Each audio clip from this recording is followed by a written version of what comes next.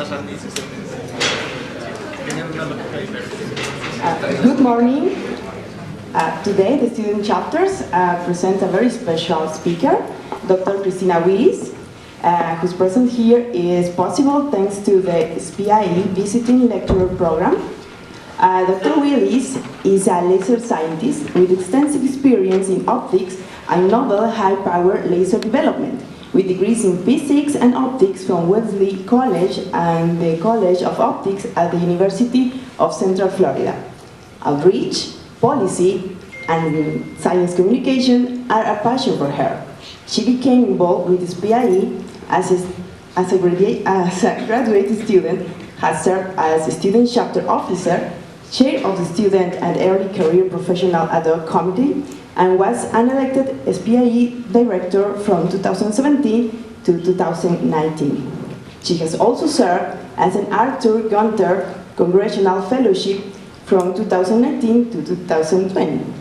And this morning, she will introduce us to the subject of sustainable networking and adventures in professional development.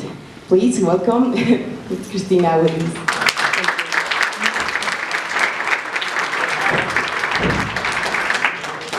Thank you. Good morning. Buenos días. Hablo también español, pero no muy buena. Por eso la presentación, las slides son en inglés, pero si digo algo en inglés que no entiendes, por favor levanta la mano. Puedo hacer todo lo que puedo para traducir a español, pero la mayor parte de la presentación estará en inglés. Lo siento. First, what is sustainable networking? So, sustainable networking is treating professional assistance and career guidance as a resource. So, what happens if you take more of something than you create? Well, you run out of it. It's unsustainable, right? So, the solution is to, as much as possible, as you network, be generous and help before you ask for help. Sometimes this is not possible. Sometimes you will be introduced to someone so they can help you before you ever can help them, and that's fine. Just on average, you want to be offering more help than you're taking, so you're creating success for both yourself and your network. So there's also this idea of transactional networking. You do something for me, I'll do something for you, everyone's even, right? But it doesn't create more. It's only about what I get, right? So if you're helping more than you're getting, you're creating more. Because your network success, if you help your network to succeed, is your success. So why should you network? It's time away from lab, you're not doing science. We're scientists and engineers, right? That's what we're supposed to focus on. But networking is actually a really helpful problem-solving tool, all right? Your colleagues, your network connections, they can help you solve your research problems if you're stuck. Networking will help you find collaborators and friends. You can generate new ideas, and you can work more efficiently through networking. You can also find a lot of opportunities that you didn't know existed. A lot of job opportunities are not advertised, and you can find them through networking, through meeting people. You can also actually live longer through networking. There's research that shows that older adults who have a well-networked personal network live longer than similar adults who are not similarly networked. Now that's about a personal network, that's a study about a personal network, but networking skills for both professional and personal are pretty much the same. So if you get good at one, you get good at the other, and you can live longer. Yay! But I also want you to think about your network as a long-term investment that follows you throughout your career. So in the United States, it used to be that you would get one job and you would have that job for your whole life, the only job you needed. But that's becoming less and less common. People change jobs, especially younger people change jobs very frequently. And so when you change jobs, if you go to a different country, you still have your network, you're still interconnected. And so that is the new job security. You don't have the same job your whole life, you have the same network your whole life. So these are the subjects I'm going to be covering today. We're going to cover some core concepts of sustainable networking. And then I'm going to talk about the types of networking activities, and then I'm going to tell my own personal story of how networking has impacted me in my career. So advanced preparation, it's what you do before you network, all right? So advanced preparation is useful in many, many cases. If you're going to a conference and you go to a reception, planning how you're going to introduce yourself. What is your name? Where are you from? What is the type of research you do? And just a few short sentences. And especially if you're the sort of person who can get nervous with lots of people, this is very useful to have this already practiced. You have it in your mind. It's a simple thing. You can also plan what you're going to say before a meeting. You know, going to your meeting prepared makes it more efficient, makes it go smoother. If you want to reach out to someone that you've never talked to before, but say you read a paper that they wrote and you like their research, you can look them up on LinkedIn, maybe if they're on Wikipedia, find information about them so that when you send them a message, it's more personal, they're more likely to respond to you.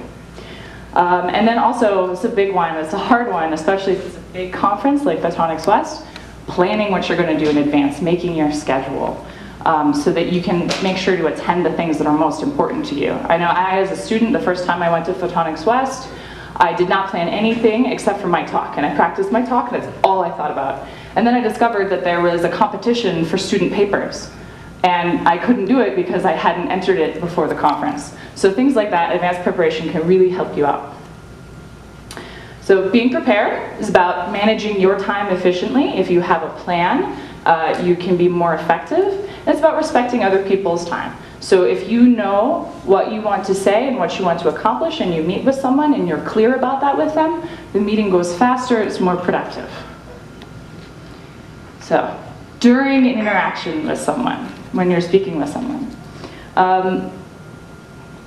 mutual exchange of information is about sharing yourself and getting information about the other person. So in sustainable networking, we want to try and help other people, right? But if you don't know what they need, if you don't understand them, it's very hard to give them what they need, right? If you just give someone what you think they need, it may help, it may not. A personal example is a friend of mine got married, and another friend of ours gave her a wedding gift. He was very excited to give her this beautiful wedding gift. It was a bottle of champagne. Turns out she doesn't drink alcohol. She thought it was a bottle of vodka because she didn't know what a bottle of champagne looked like. It was adorable. But so this is one of those, like, if you understand each other better, you can give each other better gifts, you can help each other better. So what do you need to be able to help a person through networking? You need to understand them. Ask them what their research is, what they're working on. What industry, are they in industry? Are they in graduate school? Do they work for the government? Where they work, it makes a big difference. And what are their professional and personal interests? And then you also want to share that information about yourself with them, right? Because everyone should be networking sustainably, everyone should be creating more success. And so if they understand what you need, they can help you in turn. So that's why mutual exchange is important, because it leads to mutual understanding. So, and this is something we don't talk about much in science is empathy. So mutual understanding and effective communication are based very heavily on empathy, empatia. And that is your ability to recognize the emotions of people that you are interacting with. So if someone is doing this versus someone is doing this, very interested, seeing that, recognizing that, being able to respond to it. If someone's confused, stopping, changing how you're speaking to them, adapting to them is very helpful. And it helps, it helps with this idea of signal to noise ratio, right? You're conveying a message, and if I'm doing this, it's very distracting, right? It's like, that's noise in my message, so I don't do that. I convey a clear, calm message. And so signal to noise applies to communication, and when I'm paying attention to someone, I'm looking at them, I can see how they're responding to me, I can change the way I'm making my message. It's like a lock-in amplifier if you do electronics. And so self-awareness, conciencia de sí misma, es la fundación de empatía. Si no puedes reconocer tus emociones, es muy difícil reconocer las emociones de la otra gente. Y por eso es muy importante to develop your ability to recognize your emotions. And that's something we're going to talk about a little bit more later on. So, after interacting with someone, following up. Following up is something that many people forget to do. That makes it low-hanging fruit. I don't know, do you have this phrase in Spanish? Like, on a tree, you have all the fruit. The ones at the bottom are the easiest to pick. So the low-hanging fruit, because it makes you more memorable, and because most people don't do it, you stand out. So following up is is a very important networking skill. So following up, after you met someone, you can cement the connection. They'll remember you better if you send them an email like, oh, we met at the reception, we talked about your work in fiber lasers, I really enjoyed it. They remember you better, and now you have maybe an email correspondence with this person, so it's easier to stay in touch with them. If you had a meeting and you planned things, you can record the details. So we met about this, and these are the things we talked about. This is the thing you said you'd do. This is the thing I said I'd do. It's very helpful. If someone made an introduction for you or gave you a piece of advice, say you took that piece of advice or you talked to that person, follow up with the first person, let them know. It makes people feel really good, buena onda, to know that you took their advice and it helped you, right? Email, social media, on the phone, but whatever you do after an interaction, follow up with another message to encapsulate that interaction. So, maintenance and protection of your network. So these are things that are sort of ongoing tasks. Maintaining your network just means staying in touch with people. And so you can do that if you live in the same city, if you're at the same school, you can go have a coffee with someone, catch up, hear what's new, what sort of how their research is going. If it's more formal, you can make an appointment. You can send them an email, give them a phone call. Social media is a very easy, low maintenance way of staying in touch with your network, because people post what's happening in their lives, right? So you can look at it, you can like it, you can comment, you also share yourself. So that's very easy because you make one post and everyone in your network can see it. So that's a great form of network maintenance. And then consistency is more important than intensity, all right? So say you're like, oh, I want to network, and you just like network all day, every day for a week. That is much less effective than if you do 10 minutes a day. Because if you network only for 1 week in a year, that's one snapshot in 1 year. Whereas if it's 10 minutes a day, you get a continuous picture over the course of time. Next is protection of your network. So it's important to think of yourself as the gatekeeper to your network. It's about protecting the trust and the time of your existing network connections. So when someone sends you requests online, if you don't know them, you probably shouldn't connect. I have a very good example of why that's important. So I was contacted by someone on LinkedIn who said they wanted to work with me. They sent me a connection request and a message. And I said, I don't know you, but I'll talk to you on the phone. So we talked on the phone. I liked them. I thought they were their research was very cool. I wanted to work with them. Okay, I accept your connection. A week later, a friend of mine gives me a call. He says, hi, I got contacted by these people and I had a phone call with them. I only took the phone call because you were connected with them. He didn't trust them until he saw that I was connected with them. So if I connected with someone that I don't know who they are, and he takes the phone call from them, I'm not taking care of his trust in me, right? So this is why it's important to make sure that your network is people that you know and trust. And also, people will ask you for introductions to people in your network. And that's great. This is a great way to sustainably network and help people. But you need to make sure you understand the request first. So say my friend wants to talk to my other friend about photopolymers. But I know this friend, they don't work in photopolymers. So making that introduction doesn't make sense, right? It's gonna take their time, and then no one's gonna get their answer. So when I understand, oh, you wanna talk about photopolymers, I can introduce you to this other person. So making sure you understand what the introduction is for is an important part of protection. Also, as a matter of courtesy, asking this person, is it okay? Do you have time? Are you too busy, or are you willing to talk to my friend about whatever it is? Making sure they're okay, and then making the connection. So kindness, another thing we don't talk a lot about in science, but it's very important. Kindness makes the world better. It's more fun to work with people who are kind to you. So if you're kind to them, it makes everything better. People also, they hire the people that they like. Right? If you interview for a job and they like you, and the next person has more qualifications with you, and they don't like them, you are getting hired. That's how we think we're so logical and rational because we're scientists and engineers and we can use our brains to do all this amazing stuff.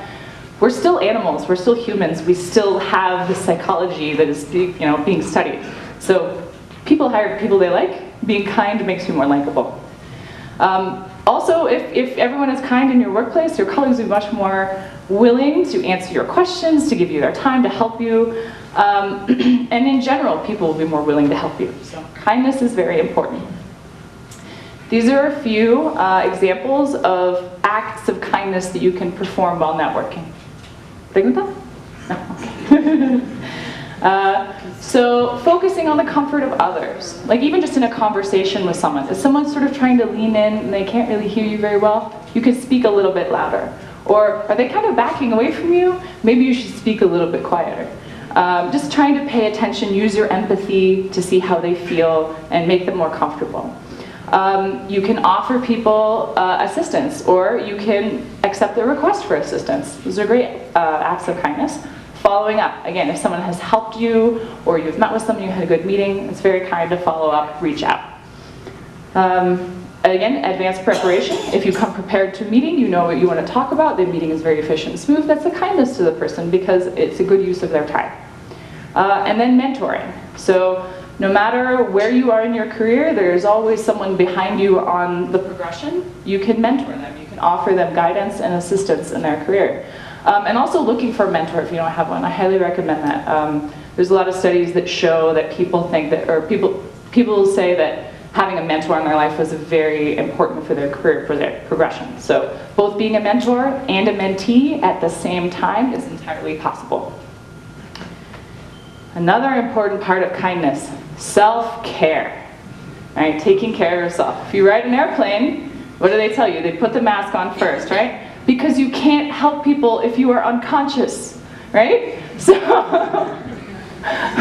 so this applies to your career too. Not the unconsciousness part, but the self-care part, right?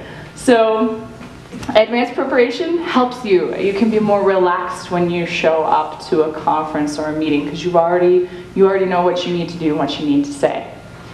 Setting career goals, which we'll talk about a little bit more, is a great way for you to work on your career progressively to sort of have an idea of where you're going and focus your efforts. Dedicating regular time to networking. Again, consistency is more important than intensity. So making sure that you do it regularly, but it doesn't have to take a lot of time. Also, rest, exercise, and healthy diet, all right? Our mind exists in this machine that has to be fed, and if it's fed and if it gets good rest, it performs better, and your brain performs better, and you perform better. So having a sort of holistic approach and investing in your own health is actually an investment in the product and the quality of your science. And then improving your self-awareness, as we mentioned before. So self-awareness is trainable. You can learn to be more self-aware. So just sort of practicing introspection. If someday you're not feeling very good and you're like, why don't I feel good? Think about it. Oh, someone said this thing and I didn't feel good about it, and that's why I'm upset. This is actually, like, it seems kind of obvious, but it's actually a very difficult skill and one that you can get better at, and the better you are at it, the easier a lot of things will become. All right? Keeping a journal can be very good. So say you have no idea where to start. So every day you write down, I feel this way. Think about maybe why I feel this way. And the next day you do the same thing. Practicing introspection, self-examination can help with this concept of self-awareness. And this is all important. Self-care isn't just because I like myself, which is a good thing to do.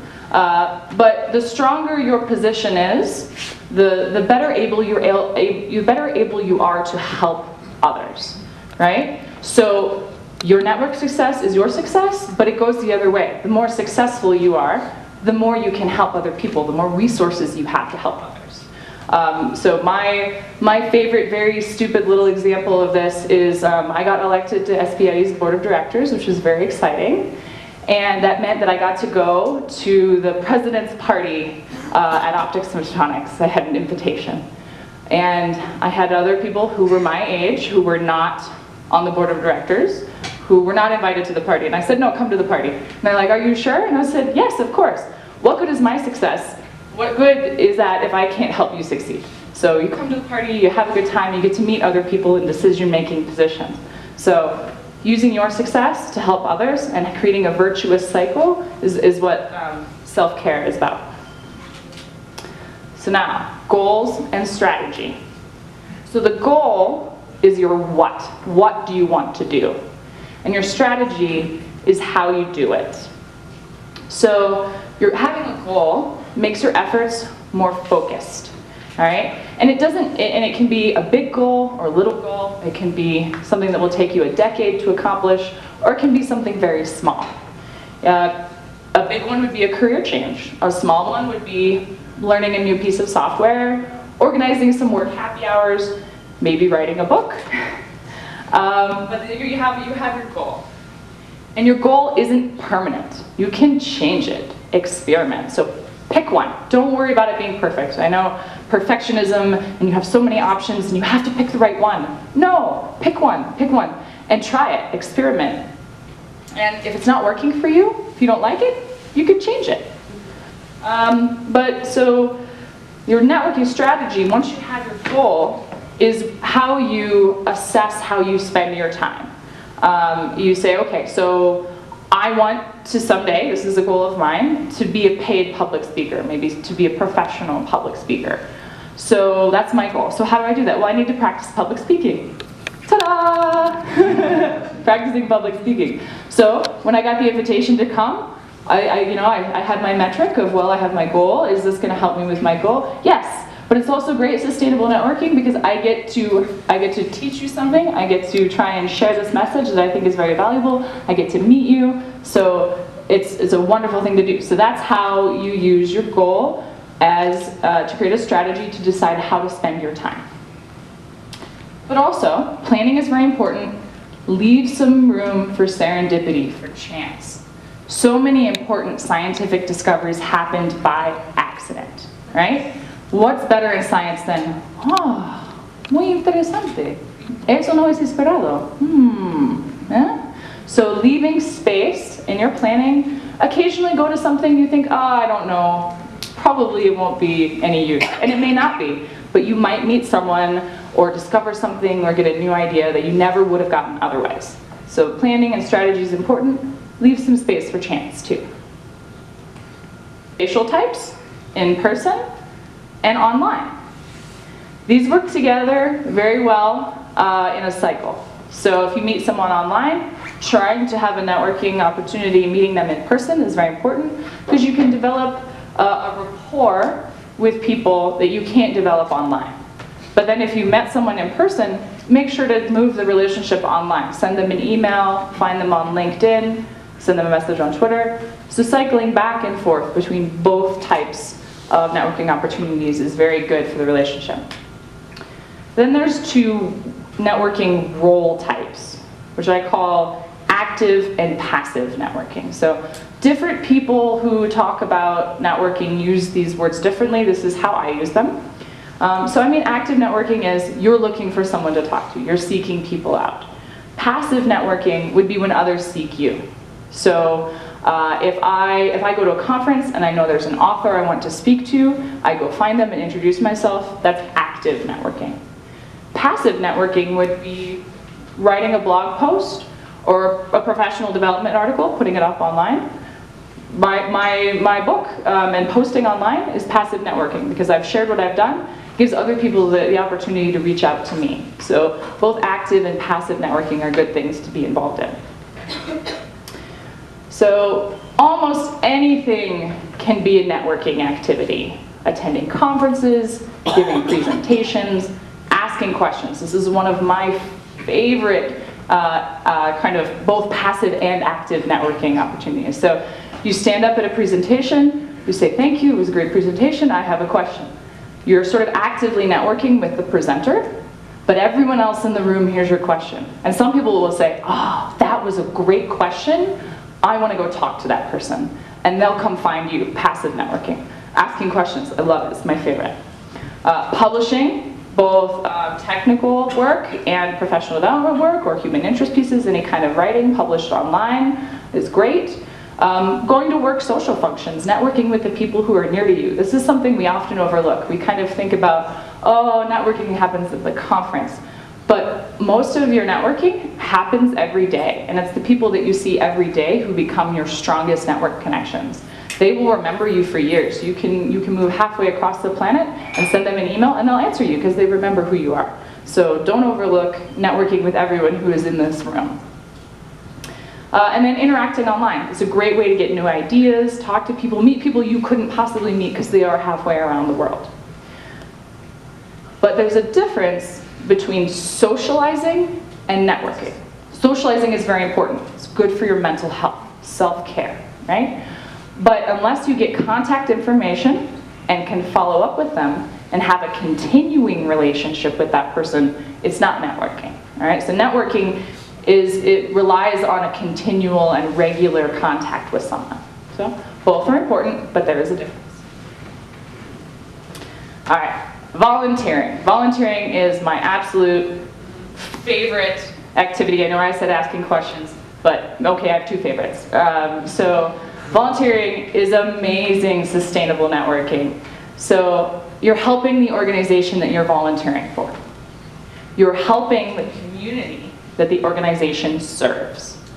And then you're also learning new skills while you are doing whatever the activity is. And you're meeting the other volunteers and the event organizers. So if you do a good job, you may not have to ask for another volunteering opportunity. They may remember you and offer you one. Hidden opportunities that you get through networking. So my personal volunteering story is that I began volunteering in graduate school. I was the student chapter treasurer for our SPIE chapter. I started volunteering at conferences. I did media coverage. I moderated some panels. I attended congressional visits days, which is a thing we do where we take scientists to Congress, to Capitol Hill, and we have them tell their stories to policymakers, the people who make the budget of how to spend the money, right? And they give their story and they say this is why science is important. And it's a wonderful event. I also started organizing outreach events, and I have some pictures. So I have, in fact, dressed up as Princess Leia for SPIE. And this, the middle picture is a congressional visits day. The bottom was an International Year of Light event. And then that was just me in a bunny suit for fun. All right, well, the picture's for fun. The suit was to keep the clean room clean, of course.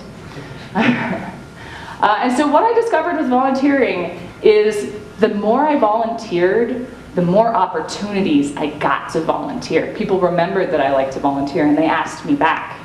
So this is a concept I like to call opportunity momentum, all right? And it doesn't apply just to volunteering, it applies to any activity you do. The more you do of that thing, the better you get at it.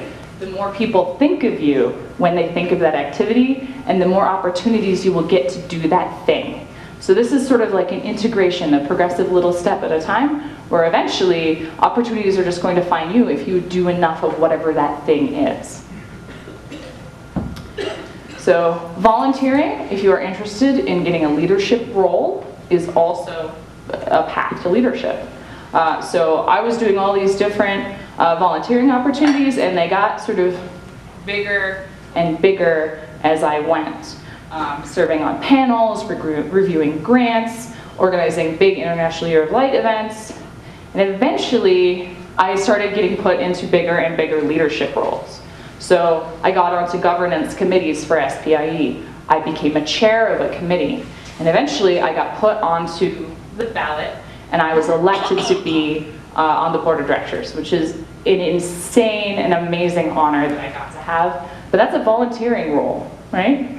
And that is, the board of directors is volunteer in chief. They're there to help the society. And so it was an amazing opportunity, and it's an opportunity I only got because of all the volunteering I had done before. So this is a perfect example of opportunity momentum. So there's lots of different activities you can try. So there's no one thing that is gonna fit everyone. So there's all different options. I highly recommend that you find something and explore, experiment. So you could be a journal reviewer, even as a graduate student. If you have a few publications in a certain topic, you can register yourself at the journal with your keywords, and you may be selected to review articles. If you like writing, you can write your own blog, you can write magazine posts. Both SPIE and OSA have member magazines. If you like that, you could potentially write for them. You can do student chapter leadership events, activities, outreach, like here I am because your student chapter leadership organized this event, right? So that's a wonderful way to volunteer. You can do all kinds of things at conferences, media coverage, moderating. You can also translate outreach materials. This is something I know SPIE tries to get people to do is because there are many different languages that SPIE serves, so being able to translate them into that language is very helpful. This is a lot, right? So many things you could do. You could spend your entire life trying to figure out how to network and how would you get back to Latin, right? So it's okay. Again, this is about self-awareness and consistency, right? So first, self-awareness. What is my goal? What is my strategy? Does this networking activity serve my career goals, right? You need to think about you.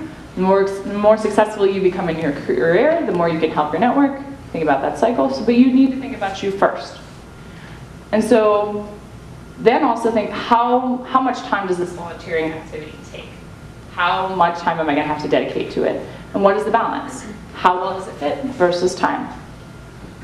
And then you decide whether or not to do it, and you implement your networking strategy in small, consistent steps, all right? So you don't have to network every day, you don't have to network, put a lot of time into it, but picking something, picking a goal, picking an activity you like, and doing a little bit on a regular basis, on a frequency that works for you. Because you don't want to burn yourself out, right? If you're doing something and you get sick of it, you can't keep doing it, it doesn't help you. So find a way, find your own personalized strategy for how to network regularly, consistently, and think about the integral over time. I also want to talk briefly about diversity in networking, right? So STEM is a huge global international community. And it's very diverse. People from all over the world are doing science and engineering. So diversity is incredibly valuable for a number of reasons.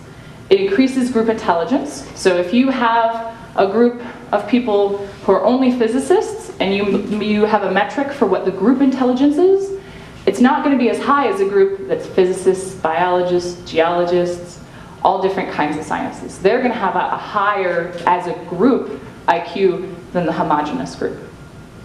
It also strengthens your network. You can think of having a diverse network as stocking your toolbox in lab, right?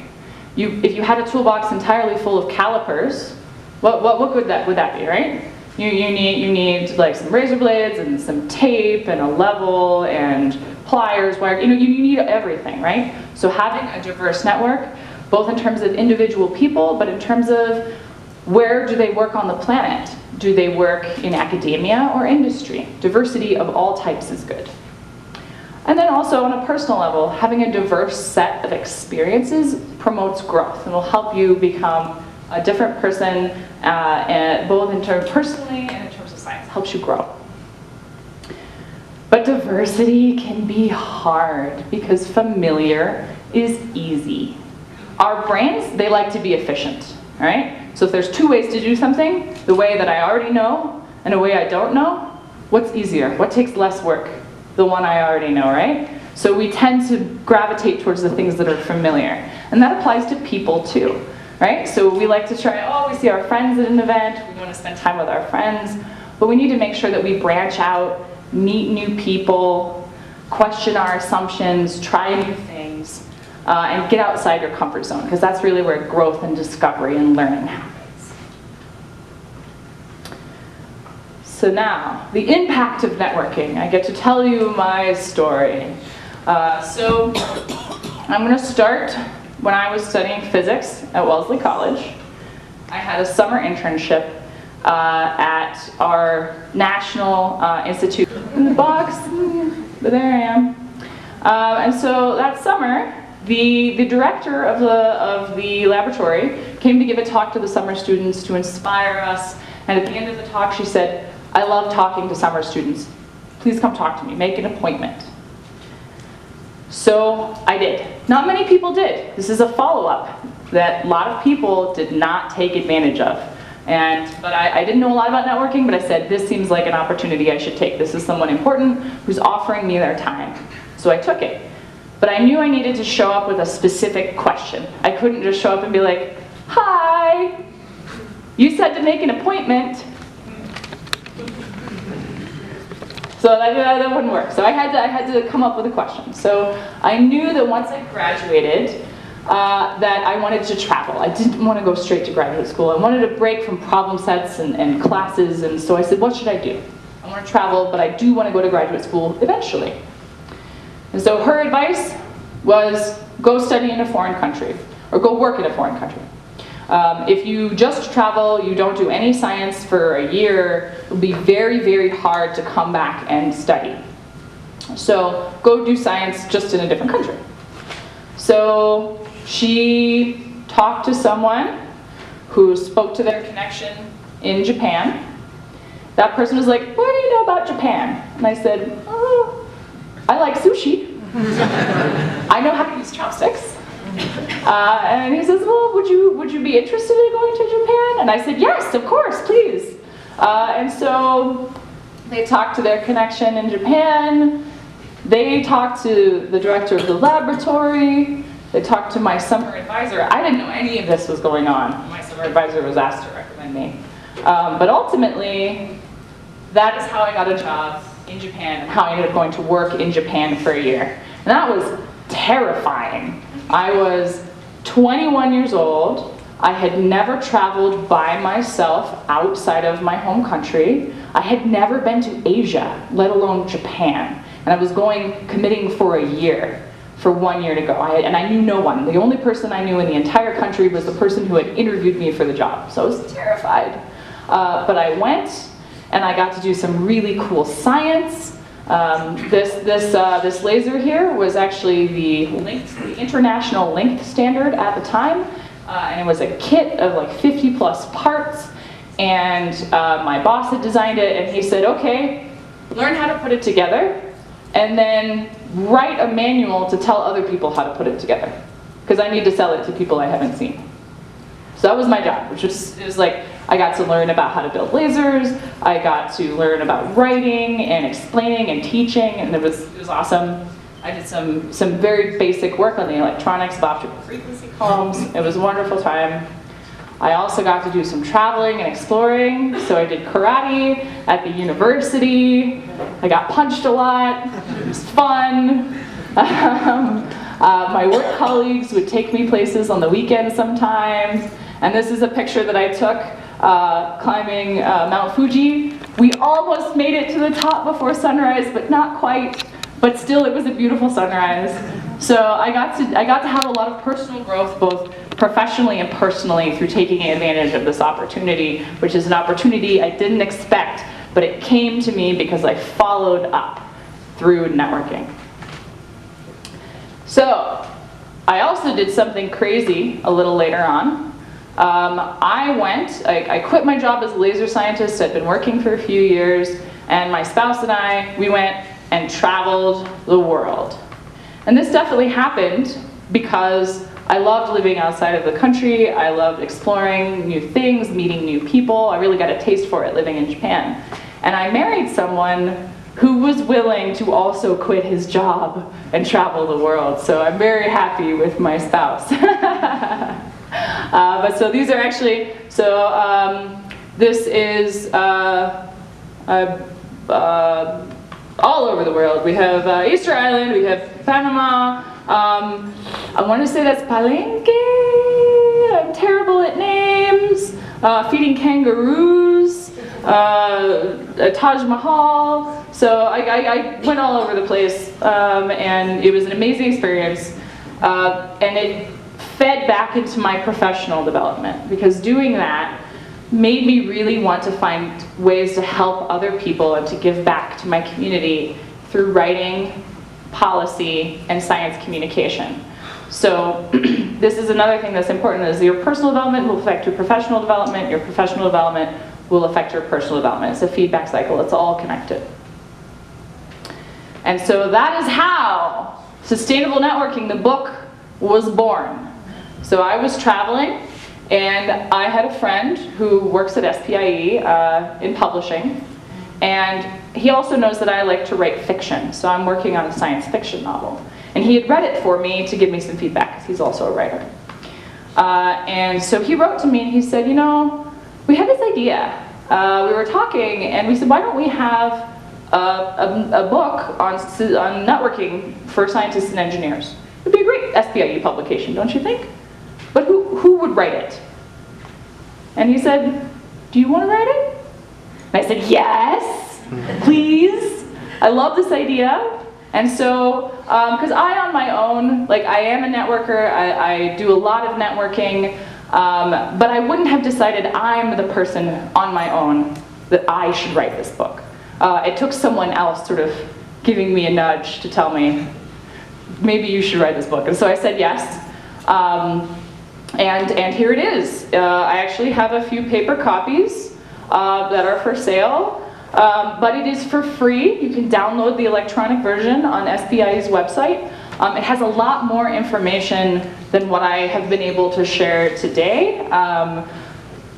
But I hope that I've been able to share some important core concepts with you. So same stuff, just more of it. So to conclude, networking is an incredibly valuable investment, both in yourself and your community, so I encourage you to be a sustainable networker. I recommend that you work on your self-awareness to develop a career goal, and based on that goal, you develop your networking strategy.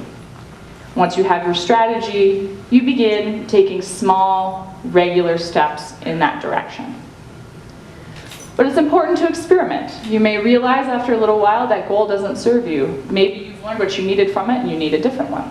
That's fine.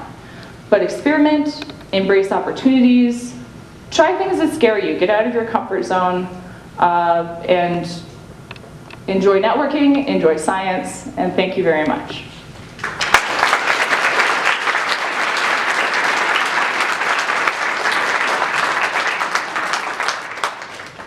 Thank you, Dr. Christina. We have some time for questions. Pueden ser en español o en inglés, así que.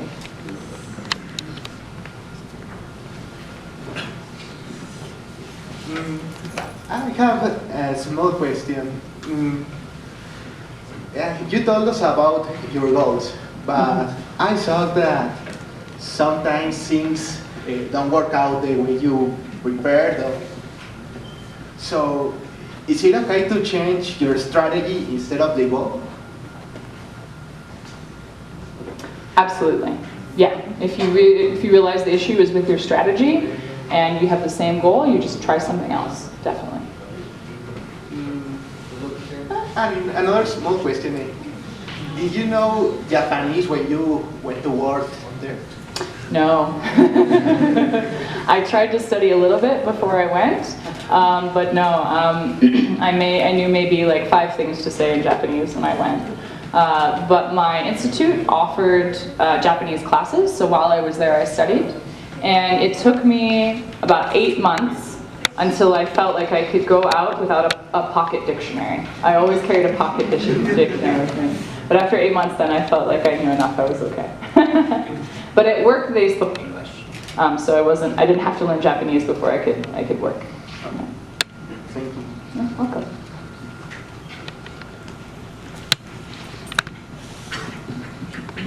Thank you. It was very enlightening, your talk. So I wanted to ask you something specific. Sure. When you have so much things to do, and you say you can select the things, but when do you think, or how do you select the things to not do in a specific? Because there are sometimes that you say, okay, I want to do, my goal is to maybe finish my PhD with this work, but maybe if I'm still doing this other connecting work can probably take all my time, or take at least a little bit of time that it's going to improve the other possibility more. So sure. So this is sort of a question about finding a balance, right, between your main goal and like how can you take time for networking if your main goal is finishing your PhD, right? So think about after your PhD, right? You finish your PhD, you want to keep doing science, right? You want a job to do science. And it's generally much easier to find work if you have a developed network. So it's harder if you finish your PhD and then you start trying to network to find a job. So you can do a little bit at a time for several years, and then you already have your network when you graduate. But if you try and only start networking at the very end, it becomes very, very hard, and it's very intense. So finding the balance, I would say, is about you need to dedicate enough time to work to be a good scientist, right? You need to do good science and produce quality work. So recognizing how much time do I have outside of that to put into other things, right? So you have to play with that balance a little bit, right? So say, I think I have no time to do any networking, I can't. So say, try once a month, make a LinkedIn profile once a month, spend 10 minutes, right? 10 minutes once a month, you can do a little bit of networking. If that seems reasonable, okay, next month, I'm gonna try every week. Once every week, I'm gonna check in my LinkedIn, I'm gonna make some comments, I'm gonna like things.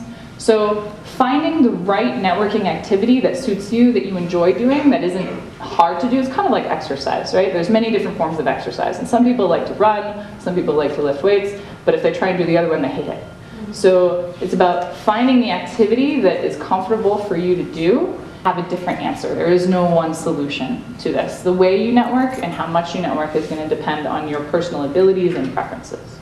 So does that answer your question? If it's possible, I have another small question. Sure.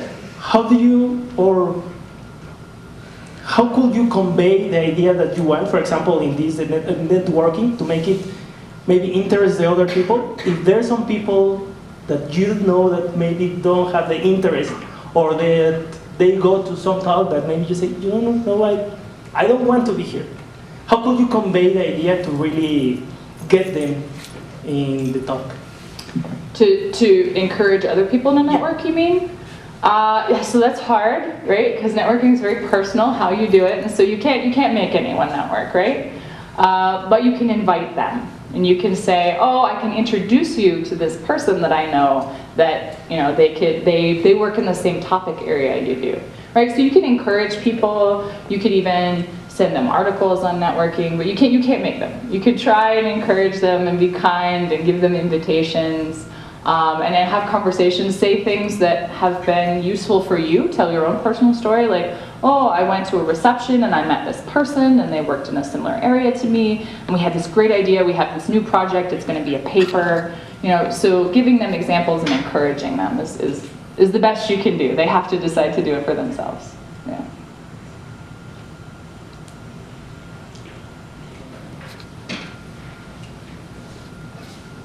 Hi, you mentioned earlier that social media is a very important way of networking in today's world. So Yes. how do you manage like your personal stuff, your personal life and your social media like Facebook or Instagram and these things, like for how do you like keep a balance of your personal life and your networking purposes? It's a very good question. And this again is going to be one that depends on the person.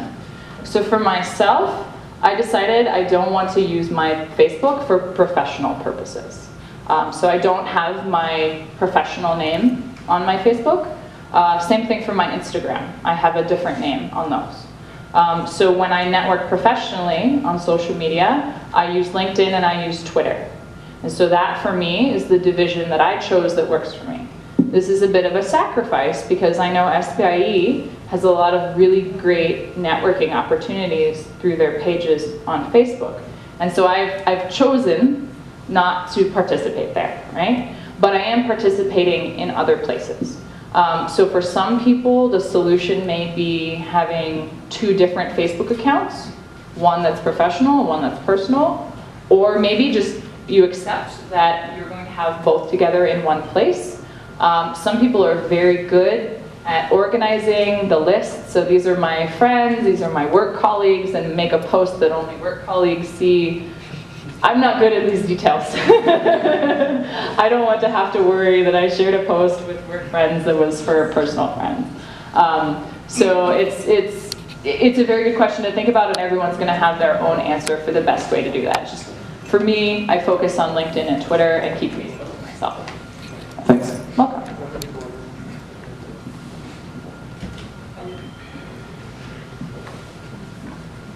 Hi. Sure. What would you recommend to build a network from scratch? I mean, if I want to go and work, I don't know, in Poland, because I live winter, and I absolutely know no one there. What would you recommend? Sure, this is a great question. So you're talking about like making some sort of career change or move, and you don't know many people in that area. So you already have a network, so you're not truly beginning from scratch, right? Because you already have your existing network.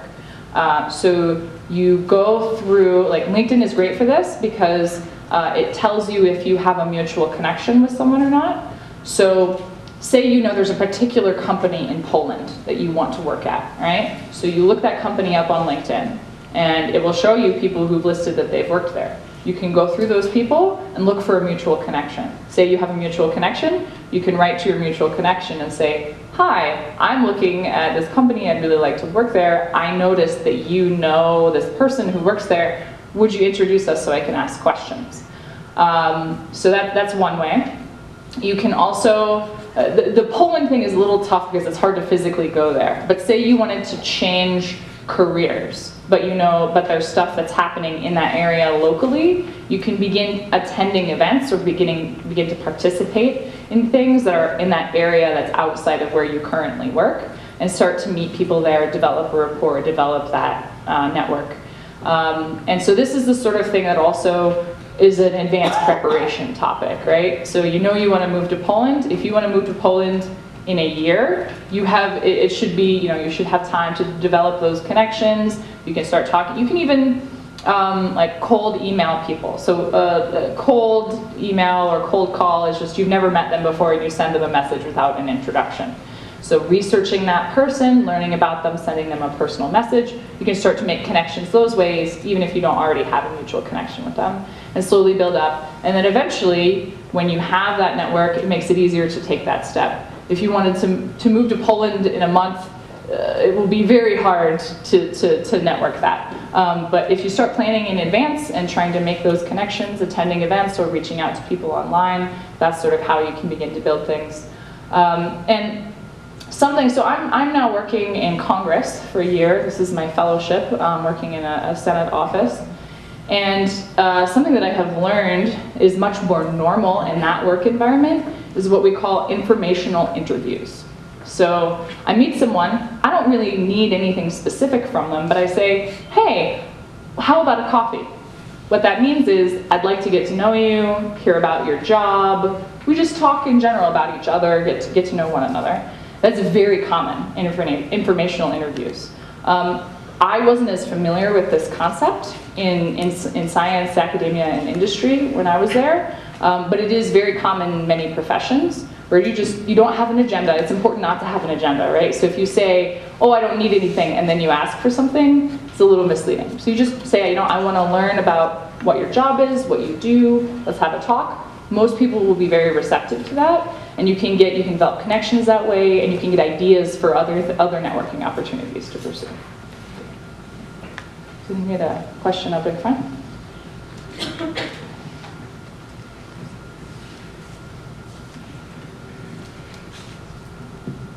Hi, I really like your talk. Thank you. And I really like the idea of traveling around the world. So I would like you to share us how you plan it. Sure. And how the idea started of traveling. Sure, absolutely. So definitely my experience living in Japan, getting to experience a different culture, learning a new language, made a big impression on me. And so when I went to graduate school, after several years, I was thinking, oh, I want to do more traveling. And I thought, but I really want to go for a long time, because I spent a year living in Japan, and I really liked to get to stay for that extended period.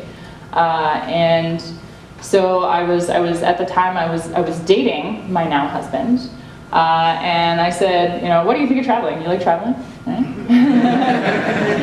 And he'd never really done much traveling, and so we went to Jamaica, and he loved Jamaica.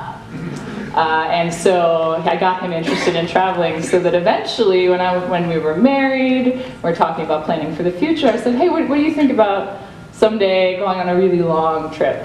You think you're interested? And he said, oh, maybe.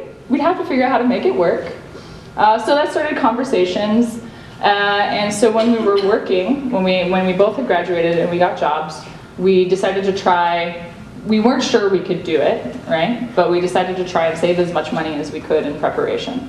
So we moved into a tiny little apartment, a studio apartment, instead of getting like a 1 or a 2 bedroom, to save as much money as possible. And so we were working and we were saving money. And then I was like, well, are we serious? Like, is this something we can do? And so I made a budget. I did research online, and I tried to figure out, okay, so these are the different countries I want to go to, these are the number of days I'll spend in each country, this is the cost per day for 2 people in that country, giant spreadsheet, and I figured out, okay, this is how much it's going to cost. And I was like, I think we can do this. And so, but then, like, even if you can do it, it's scary to go to your boss and say, hi, I need to give you my notice because I'm going to leave the country and be homeless. That's a little scary, right? And it's also scary to leave your friends in a city you love and stuff like that. So, but that's sort of the evolution of how we did it. Is it started out with a spreadsheet and an estimate on costs and sort of a schedule. Thank you. Yeah, welcome.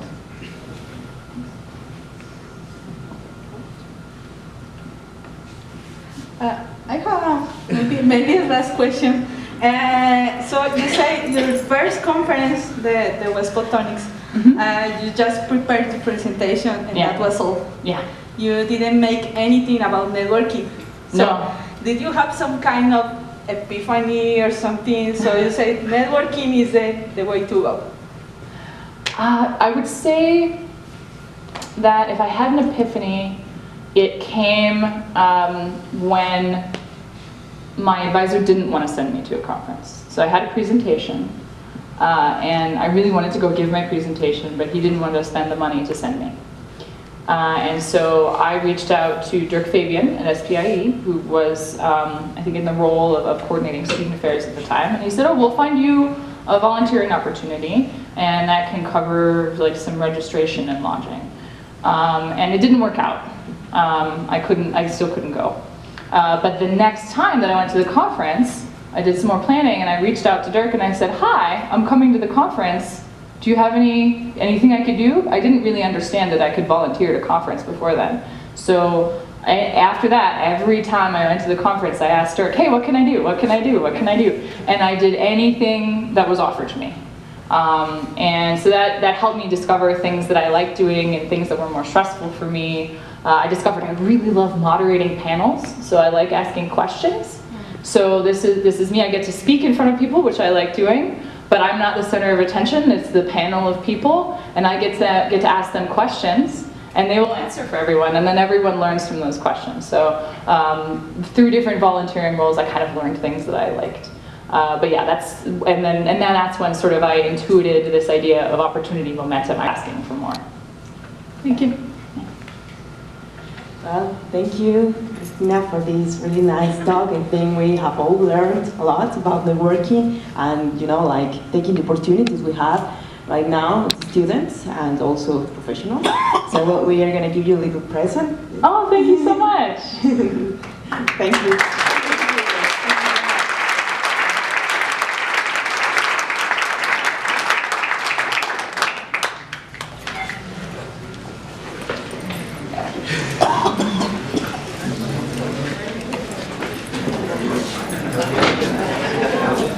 Día de cabeza, pero no fue hoy.